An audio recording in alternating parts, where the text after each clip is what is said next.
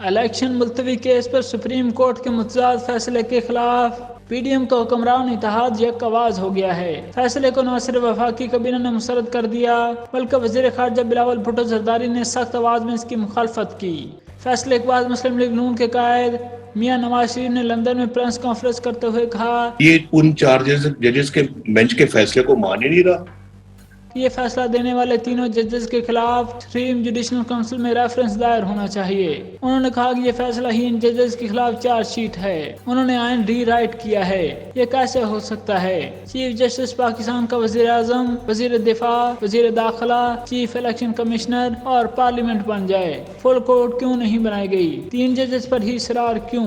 سابق وزیر اعظم کا کہنا تھا کہ کہتے ہیں ہم ججز کا تحفظ کریں گے۔ ایسے ججز کا تحفظ کریں گے تو ادارے کا کیا کریں گے؟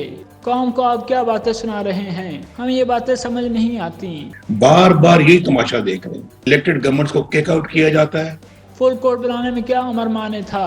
اس سے پتہ چلتا ہے کہ دال میں کچھ کالا ہے۔ دو ججز میرے خلاف ظالمانہ فیصلے کا حصہ ہیں۔ فیصلے کی مسلم لیگ نون کی چیف آرگنائزر مریم نواز نے بھی شدید الفاظ میں تنقید کرتے ہوئے کہا کہ کابینہ کی طرف سے صرف فیصلہ مسترد کرنا ہی کافی نہیں، اور بھی کچھ کرنا ہوگا۔ انہوں نے کہا کہ 2018 میں عمران خان کو اقتدار دلانے کا جو کام فیض اور ثاقب نثار نے کیا، اب وہ کام یہ بینچ کر رہا ہے۔ مریم نواز نے کہا کہ اگر نااہلی کا سامنا بھی کرنا پڑا تو کیا جائے گا، لیکن پارٹی یہ فیصلہ قبول نہیں کرے گی۔ قومی اسمبلی میں اپنے خطاب کے دوران بلاول بھٹو زرداری نے فیصلے کے بارے میں کہا کہ ان کی جماعت نے پارلیمنٹ میں آمریت کو قبول نہیں تو عدالت بھی آمریت کو قبول نہیں کیا جائے گا۔ بلاول بھٹو کا کہنا تھا کہ تخت لاہور کی لڑائی وفاق کو لے ڈوبے گی۔ بلاول نے کہا کہ اگر بدنیتی نہیں تو لارجر بینچ کے مطالبے میں مسئلہ کیا ہے؟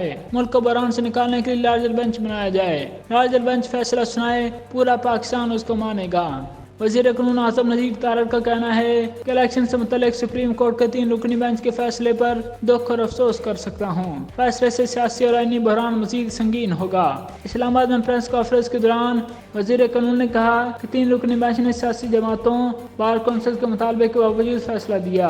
سب نے کہا فل کورٹ اس کیس کا فیصلہ دیتی، اجتماعی طور پر فیصلہ کرنا چاہیے تھا۔